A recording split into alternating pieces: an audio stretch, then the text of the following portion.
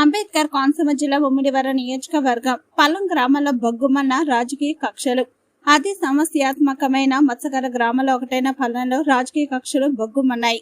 అధికార పార్టీకి చెందిన మల్లాడి కొండరాజును తీవ్రంగా కొట్టిన వైసీపీ నాయకుడు కాటన్ శ్రీను. మద్యం మత్తులో దాడి జరిగిందంటున్న పోలీసులు.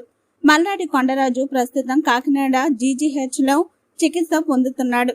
ముమ్మిడివరం సీఏ మోహన్ కుమార్, కాట్రేనికొండ ఎస్ఐ అవినాష్ సిబ్బంది పూట పుట్టిన గ్రామానికి చేరుకొని పరిస్థితిని సమీక్షించారు. పోలీస్ పికెటింగ్ ఏర్పాటు చేస్తామని సీఏ తెలిపారు.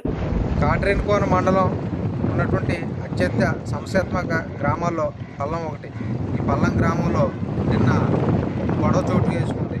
తెలుగుదేశం పార్టీ, వైఎస్ఆర్సీపీ పార్టీకి చెందిన ఇద్దరు వ్యక్తుల మధ్య చోటు చేసుకున్న వివాదం అత్యంత దుమారం లేపుతోంది.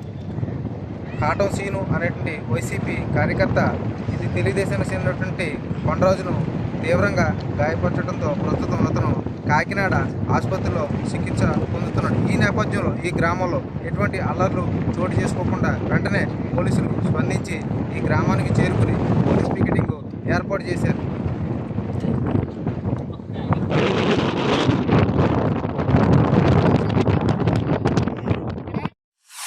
తెలుగు రాష్ట్రాల్లో సరికొత్త వరవడితో ప్రతి క్షణం ప్రజాపక్షం నిలిచేందుకు